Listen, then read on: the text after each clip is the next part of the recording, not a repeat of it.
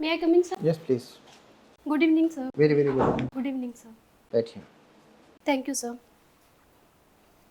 इस कोड की सहायता से बोर्ड को आप अपना संक्षिप्त परिचय दीजिए, जिसमें आपको अपनी व्यक्तिगत जानकारी, नाम, राज्य का नाम, जाति और धर्म नहीं बताना है। सर, मैंने अपनी प्रारंभिक शिक्षा अपने गृह जनपद बस्ती से प्राप्त की है। तत्पश्चात मैंने अपने हाई स्कूल और 12th की शिक्षा अपने गृह जनपद बस्ती से ही प्राप्त की है। उसके पश्चात मैंने अपनी स्नातक की शिक्षा इलाहाबाद विश्वविद्यालय प्रयागराज से प्राप्त की है। सर, यूपी पीसीएस में ये मेरा दूसरा प्रयास है और हिंदी साहित्य मेरा वैकल्पिक विषय है। तो आपने बीएससी करने के बावजूद आपने हिंदी लिटरेचर क्यों रखा? सर, हिंदी लिटरेचर और जूलॉजी 2 ऑप्शनल ऐसा था जो मुझे सही लग रहा था लेने के लिए। बट सर जूलॉजी में ड्राइंग का काफ़ी इम्पोर्टेंस होता है और सर मैं ड्राइंग में इतनी अच्छी थी नहीं, इसलिए मैंने हिंदी लिटरेचर चुना और सर इसमें गाइडेंस भी अवेलेबल था, इसलिए सर। ठीक है। तो केमिस्ट्री से शुरू करते हैं। केमिस्ट्री कुछ याद है? बहुत दिन तो नहीं हुए हैं। Yes sir. सिंपल सी बात हम लोग करते हैं। अगर H2S की बात करें तो H2S क्या है? गैस है।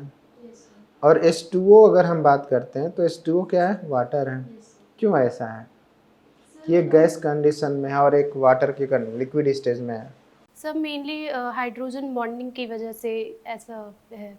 हाइड्रोजन बॉन्डिंग की वजह से। Yes sir. हाइड्रोजन तो उसके सल्फर के साथ भी है और ऑक्सीजन के साथ भी है। सर ऑक्सीजन ज़्यादा इलेक्ट्रोनिगेटिव है, इसलिए उस हाइड्रोजन के साथ उसकी बॉन्डिंग ज़्यादा बनती है इन कंपैरिजन। तो ज़्यादा बनेगी तो वो चीज़ ठोस अवस्था में पहुंच जाएगी। अगर बॉन्डिंग ज़्यादा हो जाए, बहुत ज़्यादा, तो वो चीज़ ठोस अवस्था में पहुंच जाएगी। फिर लिक्विड स्टेज में क्यों है? सर इतना इतना भी ज़्यादा वो बॉन्डिंग नहीं होता है स्ट्रॉन्ग, इसलिए सर सॉलिड फॉर्म में नहीं मिलता है। अच्छा, अभी कोरोना पैंडेमिक खत्म नहीं हुआ है, ठीक है ना? तो कोरोना के दौरान हम लोगों ने देखा है कि बहुत सारे वैक्सीन्स आए हैं। तो वैक्सीन्स कितने प्रकार के अभी मार्केट में हैं? सर एग्जैक्टली सर टाइप मुझे नहीं याद है इस समय, सर सॉरी सर। अच्छा, वैक्सीन्स कैसे बनती हैं? सर वैक्सीन्स को बनाने के लिए 2 टाइप मेनली होता है। एक एक्टिव वैक्सीन होती है और एक पैसिव।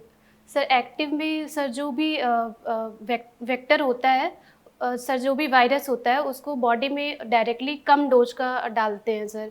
उससे सर उसकी एंटीबॉडी जो है बॉडी में बनने लगती है। और सब जब पैसिव वैक्सीन जो बनाते हैं उसमें डेड पैथोजन को बॉडी में इंजेक्ट किया जाता है। अच्छा, यस सर। तो एक चीज़ और बताइए, हम लोग सैनिटाइज़र से भी, अगर हम सैनिटाइज़र यूज़ करते हैं तो भी हमारे हाथ के वायरस मर जाते हैं जहाँ पर भी बॉडी में होते हैं, और साबुन से हाथ धोते हैं तो दोनों में उससे भी वायरस मर जाता है। लेकिन दोनों के काम करने के प्रोसेस में क्या डिफरेंस है? सैनिटाइज़र के और सोप के, दोनों किस प्रिंसिपल पे काम करते हैं? सॉरी सर, इसके बारे में जानकारी नहीं है मुझे। ठीक है। 1929 का जो आपका पास कोड था, उसका हिंदी साहित्य के में क्या योगदान है उस वर्ष का? सर पर्टिकुलरली उस वर्ष का सर वो नहीं, आइडिया नहीं है सर, लेकिन ये है कि 1918 से 36 के बीच में छायावाद का युग चल रहा था सर। अच्छा, इसको छायावाद क्यों कहते हैं? सर इसके पीछे बहुत सारे आलोचकों ने अलग-अलग मत दिया है। जैसे शुक्ल जी ने बताया है कि छायावाद जो है वो यूरोप की एक फैंटास्माटा रचनाएँ यूरोप के लोग कर रहे थे जो स्वतंत्रतावाद से संबंधित था। उसकी छाया पहले बंगाल के साहित्य में पड़ी और फिर बंगाल के साहित्य को देख के हिंदी में भी कुछ कवि और कवयित्री जो हैं वो रचनाएँ कर रहे थे।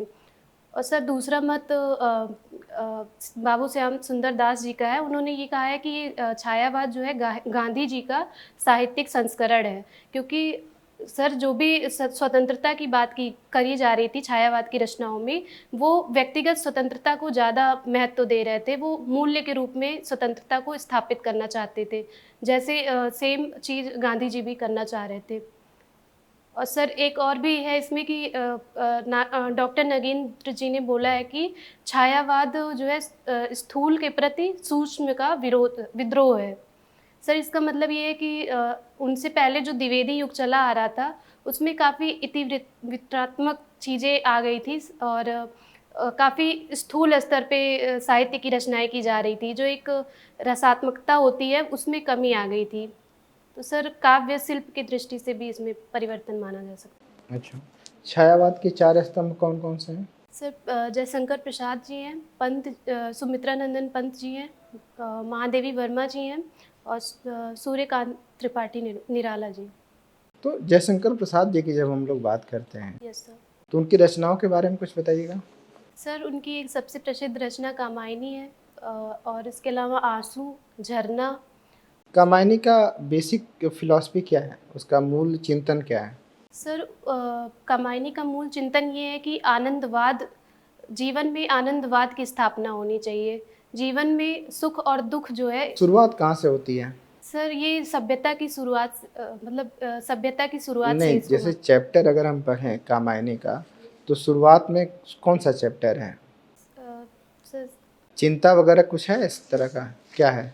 सर चिंता सर्गी है। चिंता सर्ग है और अंतिम सर्ग कौन-सा है? सॉरी सर, अभी मैं रिकॉल नहीं कर पा रही हूँ। ठीक है। Thank you. Please sir. आपका वैकल्पिक विषय हिंदी साहित्य है। Yes sir. ये क्या कारण है कि हिंदी लेखन को अंग्रेजी लेखन से भी कठिन माना जा रहा है? सर इसके पीछे मुझे जो मूल वजह नज़र आती है वो भूमंडलीकरण है। भूमंडलीकरण के कारण जो अन्य भाषाएं हैं उनको ज़्यादा अब महत्व दिया जाने लगा है, क्योंकि उसमें रोज़गार के अवसर भी ज़्यादा मिलते हैं। इसलिए सर हिंदी साहित्य में जो लेखन कार्य है वो काफ़ी कम हो गया है पहले की तुलना में। भूमंडलीकरण का महिला सशक्तिकरण पर क्या प्रभाव पड़ा है? सर निश्चित तौर से मुझे ऐसा लगता है कि पॉजिटिव प्रभाव ही पड़ा है, क्योंकि पहले महिलाएं बस घरों में ही रहती थी। उनका जो जीवन का अस्तित्व है उसके बारे में लोगों को, मतलब एक महिला क्या चाहती है लोग ये नहीं जान पाते थे पहले। सर भूमंडलीकरण की वजह से उनको काफ़ी अवसर मिले। उन्होंने अपने घर की दहलीज लांघी और बाज़ार में भी उन्होंने जॉब के अवसर तलाशे, और इसलिए सर मैं ये मानती हूँ कि कुछ हद तक सशक्त हुई हैं महिलाएं आर्थिक क्षेत्र में। अच्छा, भूमंडलीकरण का हमारे सांस्कृतिक जीवन पर क्या प्रभाव पड़ा?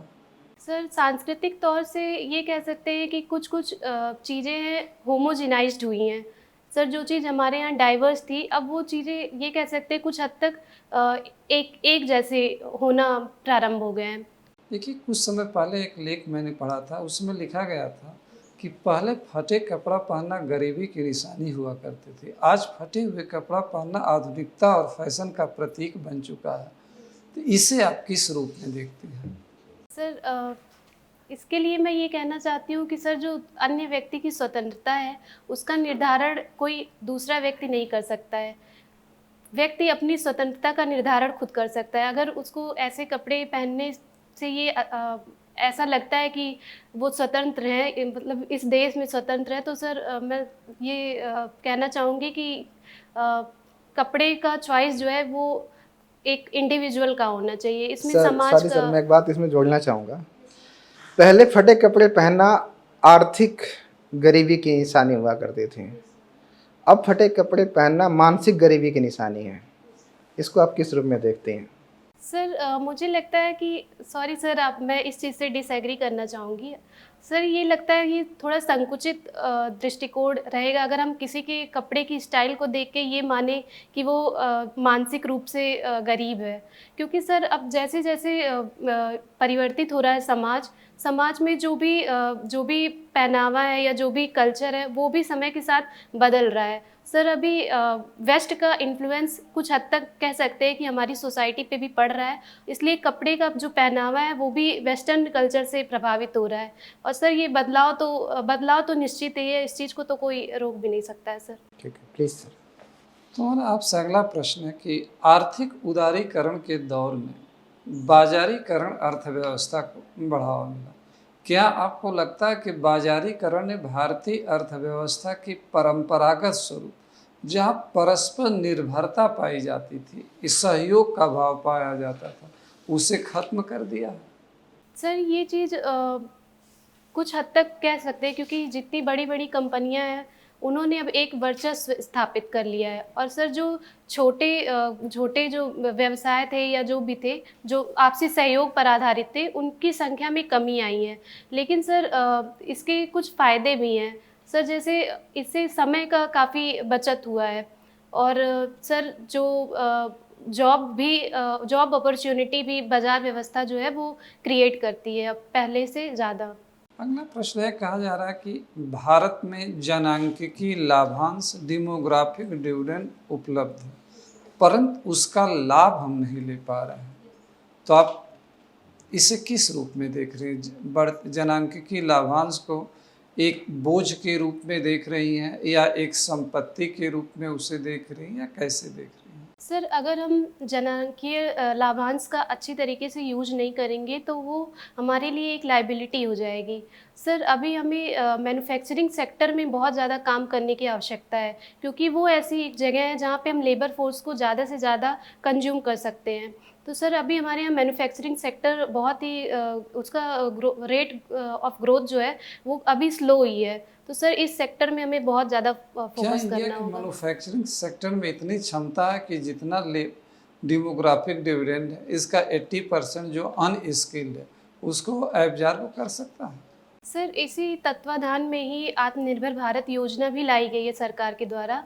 और सर इसके साथ साथ में जो नई शिक्षा नीति है उसमें भी परिवर्तन किया गया है कि हम शुरू से ही वोकेशनल ट्रेनिंग देंगे, ताकि आगे की जो पीढ़ी है वो मैन्युफैक्चरिंग के लिए या कोई भी अदर जो एक एकेडमिक बैकग्राउंड का नहीं है, अदर फील्ड में वो अपना कैरियर जो है वो बना सके।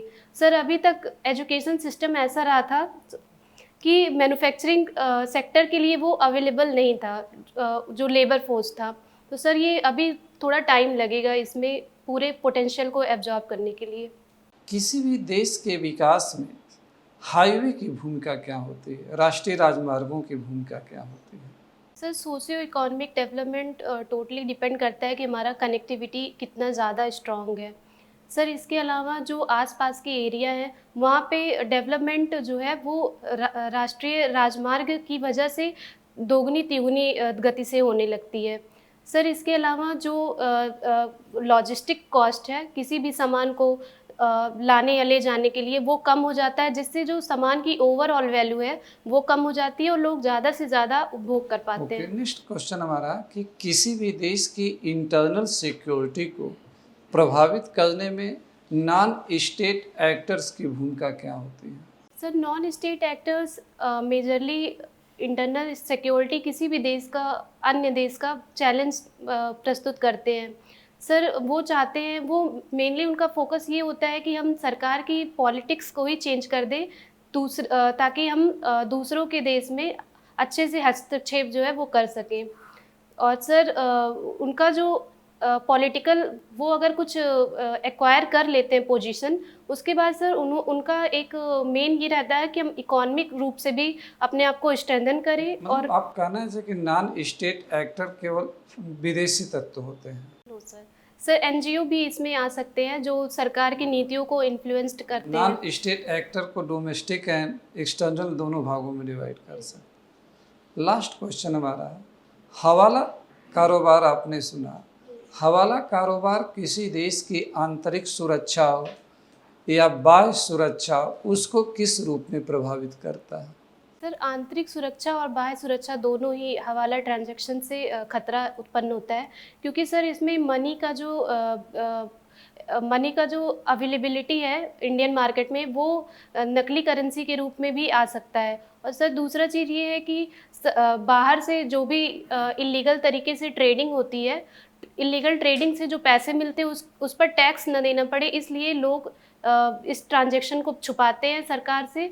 और जो भी जो जैसे ड्रग्स हो गए या फिर आर्म्स हो गए, ये सब मंगा के अंदर आंतरिक जो अशांति है उसको क्रिएट करते हैं। इसी सीक्वेंस में क्वेश्चन हमारा, कुछ वर्ष पहले 2000 के पहले देश में एक हवाला कांड हुआ था जिसमें देश के काफ़ी सीनियर नेता आरोपी बनाए गए थे। ये अलग बात है कि साक्ष्यों के अभाव में वो बरी कर दिए गए, जिसमें लाल कृष्ण आडवाणी, कमलनाथ, माधवराव सिंधिया जैसे इत्यादि तमाम सभी पार्टियों के नेता थे। उस हवाला कांड के बारे में आपको कोई जानकारी है? Sorry sir. कोई बात नहीं, चलिए दो। आपका सब्जेक्ट हिंदी साहित्य है। Yes sir. हिंदी साहित्य जैसा कि आजकल यूनिवर्सिटीज़ में बच्चे नहीं मिल रहे पीएचडी लेवल पे बाकी भी सब्जेक्ट्स में, तो क्या आपको नहीं लगता है हिंदी साहित्य को यूनिवर्सिटीज़ में पढ़ाई बंद कर देनी चाहिए? क्योंकि लाखों रुपए प्रोफेसर्स ले रहे हैं और बच्चे नहीं हैं, स्टूडेंट्स नहीं हैं, फिलॉसफी में भी नहीं मिल रहे हैं। क्या आपकी प्रतिक्रिया रहेगी? सर हिंदी साहित्य हिंदी का साहित्य है, और सर हिंदी हमारी प्रतीकात्मक रूप से ही सही लेकिन राष्ट्रभाषा है, और सर ये हमारी संस्कृति से जुड़ा हुआ है। तो सर हिंदी को हम बंद तो नहीं कर सकते हैं सर। हिंदी साहित्य का लेखन कार्य ये है कि थोड़ी और तीव्र प्रगति से करना चाहिए, और इसका लेखन कार्य और अन्य विश्वविद्यालयों में जैसे सर आईआईटी और अदर जो बड़े इंस्टीट्यूशंस हैं वहाँ पर भी इसके लिए अलग से व्यवस्थाएं करनी चाहिए इसको प्रमोट करने के लिए। Yes sir. हिंदी साहित्य में जो महिलाओं की समस्याएं हैं उनसे संबंधित किसी लेखनी के बारे में बताएंगे? सर आधुनिक काल में महिलाओं ने जब लेखनी शुरू किया तो मूलतः उनका मूलतः जो उन्होंने समस्याएं उठाई उसमें सबसे पहले ये था कि सर जो यौन संबंध है उसको समाज में शुरू से ही महिला के ऊपर उसका भार डाला गया है, और सर नैतिकता से इस चीज़ को हमेशा जोड़ा गया है। तो जैसे सर कृष्णा सोबती ने मित्रों मरजानी में उन्होंने स्वच्छंद रूप से इस चीज़ को सहजता से स्वीकार करा है कि जितना ये पुरुष के लिए सहज है यौन संबंध, उतना ही एक महिला के लिए भी सहज होना चाहिए हमारे समाज में। और सर इसके अलावा जो एक महिला का एक आर्थिक रूप से सशक्त होना इम्पॉर्टेंट है सर समाज के लिए, तो ये भी आधुनिक काल में जितनी भी महिला साहित्यकार ने लेखनी चलाई है उनका मेजर जो सर फोकस था वो इन्हीं सब चीज़ों पर था। अभी अभी कुछ दिन पहले हिंदी साहित्य की एक बहुत बड़ी लेखिका हैं जिनको बुकर प्राइज मिला है, कौन सी किताब है वो और क्या नाम है उनका? सर रेत की समाधि नाम है और गीतांजलि श्री। इससे पहले भी किसी महिला को मिला है बुकर प्राइज? नो सर, मतलब भारतीय महिला को नहीं मिला है। पक्का? Yes sir. श्योर हैं आप? Yes sir. आपका जो हॉबी है वाचिंग वेब सीरीज़, यह भी एक फिल्म का ही पार्ट है, और ख़ास के जब कोरोना पीरियड में इस तरह की वेब सीरीज़ काफ़ी आया। वेब सीरीज़ निश्चित रूप से ऐसा माना जा रहा है कि समाज में अश्लीलता को बढ़ावा दे रहा है, और चूँकि हमारे घर के अंदर बहुत सारे बच्चे हैं, लड़के लड़कियां हैं, युवक युवतियां हैं, ऐसी परिस्थिति में वेब सीरीज़ पर कोई सेंसरशिप जैसी बातें अभी तक उस हद तक नहीं आई है। क्या आपको लगता है कि वेब सीरीज़ को भी कंट्रोल किया जाए ताकि समाज के अंदर जो ये अश्लीलता को परोसा जा रहा है उसको कम किया जा सके, उसको रोका जा सके? सर इसके तहत ही सरकार ने आईटी एक्ट 2000 के तहत एक रूल्स जारी किया है 2021 में, intermediary guideline and digital media ethics. इसमें सर ये बोला गया है कि जो भी अपना सर जैसे नेटफ्लिक्स है तो उसको क्लासीफाई करना होगा एज वाइज, कि सर उस अपने कंटेंट को कि जैसे sir you by A 7+ you by A 13+ and A, और सर यू बाई 16+ भी है इसमें। सर इसको क्लासीफाई करना होगा ताकि इससे लोग ये जान पाए कि इसमें कंटेंट कैसा है। और सर अगर लोगों में समझ है तो इतनी दिक्कत की बात नहीं है, लेकिन सर ये पहुंच जब बच्चों तक हो जाती है तब समस्या हो जाती है, और इसके लिए सरकार ने ये भी कहा है कि पेरेंटल लॉक की व्यवस्था की जाए। सर जैसे नेटफ्लिक्स का जिसने भी सब्सक्रिप्शन ले रखा है एज ए पेरेंट, तो वो सिर्फ खोल सके, वो बच्चों तक उसकी रीच न हो। सर इसके अलावा ये भी कहा गया है कि जो भी कंटेंट है उसके लिए सरकार उसके लिए जो भी OTT प्लेटफॉर्म्स हैं वो लोग अपना सर एक कंप्लायंस ऑफिसर नियुक्त करें, जो भी अगर कोई शिकायत कर रहा है और अगर वो चीज़ वाजिब है तो उसको डिलीट भी किया जा सकता है। नहीं, लेकिन मेरा ऐसा मानना है वो तो यूट्यूब पे भी है, उसमें लिखा रहता है ना 18+।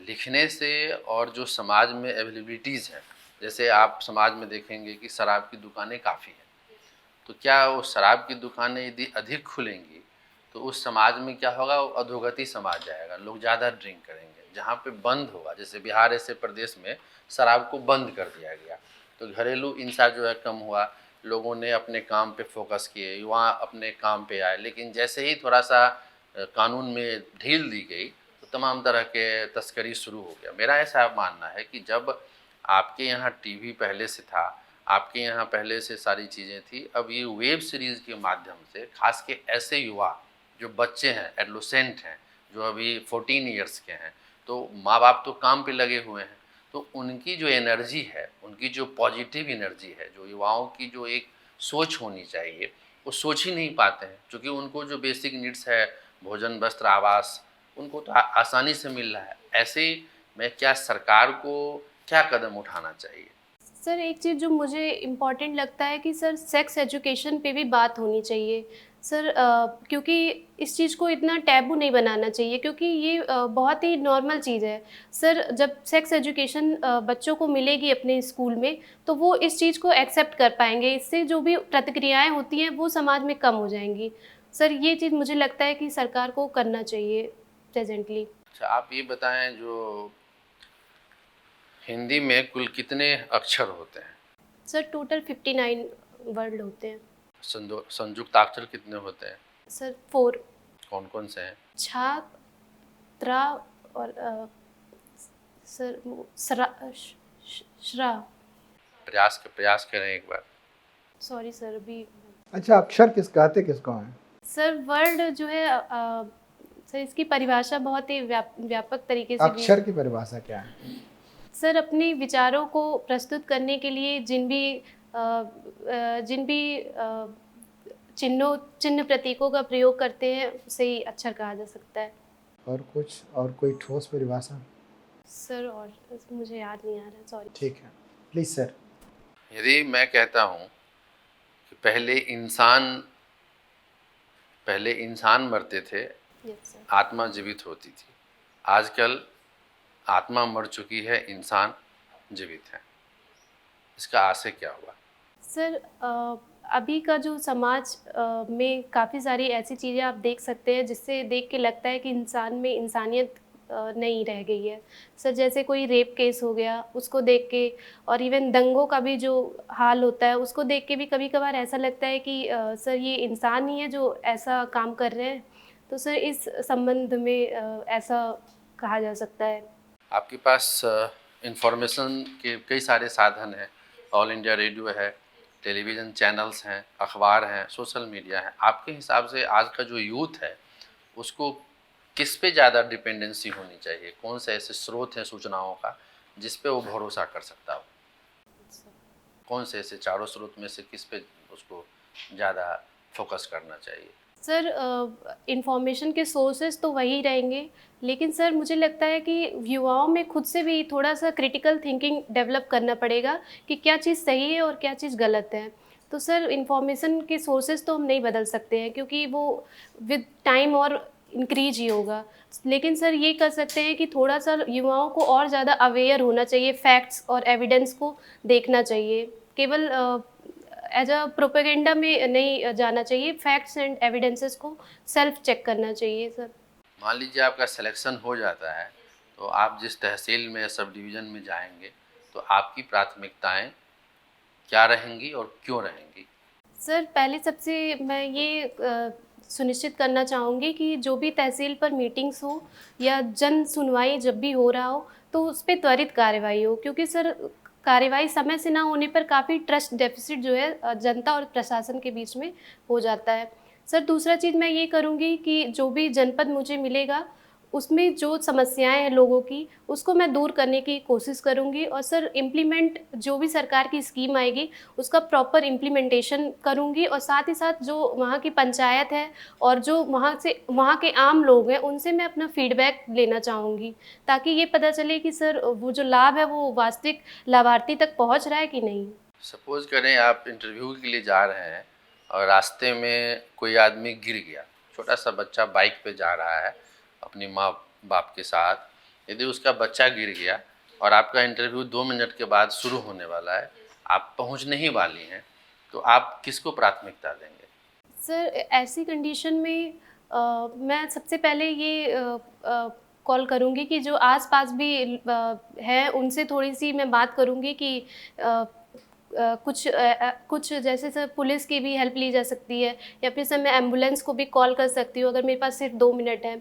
और सर मैं ये सुनिश्चित करूँगी कि वो एटलीस्ट एम्बुलेंस तक पहुँच जाए, दोनों ही जिनका अभी एक्सीडेंट हुआ हो। अंतिम प्रश्न है, मान लीजिए वहाँ से एक बहुत बड़ा सा सांप यहाँ आ रहा है, अभी इंटरव्यू चल रहा है, तो उस परिस्थिति में हम किस तरीके से आप इसको देख रहे हैं? एक सांप धीरे धीरे इसमें बढ़ रहा है, क्या बोर्ड को स्टॉप करना चाहिए? क्या आपकी प्रतिक्रिया क्या है, क्या विचार है? सर मैं आप सभी का ध्यान सांप की तरफ ही केंद्रित करना चाहूँगी, क्योंकि ये सर सांप को देख कर के रिफ्लेक्स एक्शन ही होता है, उस पे हम रोक नहीं सकते हैं। तो सर मैं आप सभी लोग का ध्यान सांप पर केंद्रित करना चाहूँगी। Thank you sir, please. आपको क्यों सेलेक्ट किया जाना चाहिए? ये दो रीजंस होते हैं उसके। सर मुझे लगता है कि मैं लोगों की समस्याएं जो है वो बहुत अच्छे तरीके से समझ सकती हूँ।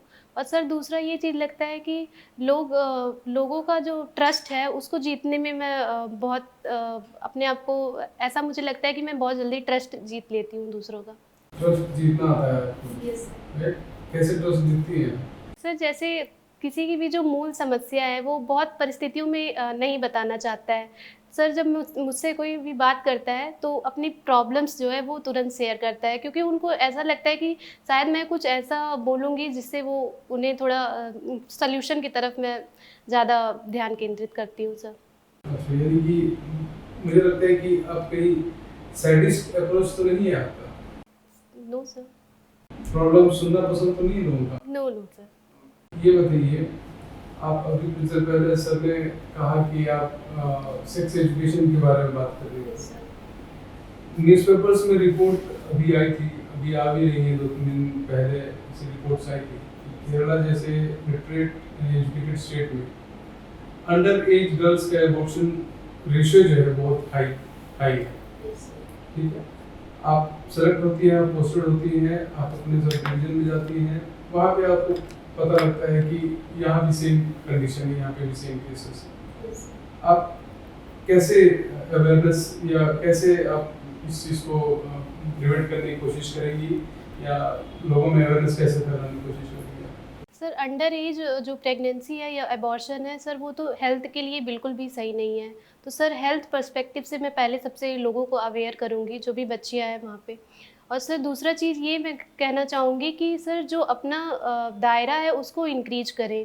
सर जैसे और भी अपने कैरियर की तरफ भी फोकस करें, क्योंकि सर ये सब चीज़ें लैक ऑफ एजुकेशन की वजह से ही ज़्यादा सामने आती हैं। केरला तो one of the literate states है और लिटरेसी का रेट बहुत हाई है। ये इसमें लिटरेसी एजुकेशन कहाँ से आ गया? सर जो चॉइसेस होती हैं, अगर आप अपने हेल्थ को दरकिनार कर रहे हो तो ये मुझे नहीं लगता है कि सर एजुकेशन का जो ट्रू मीनिंग है वो लोगों तक पहुंच पाता है।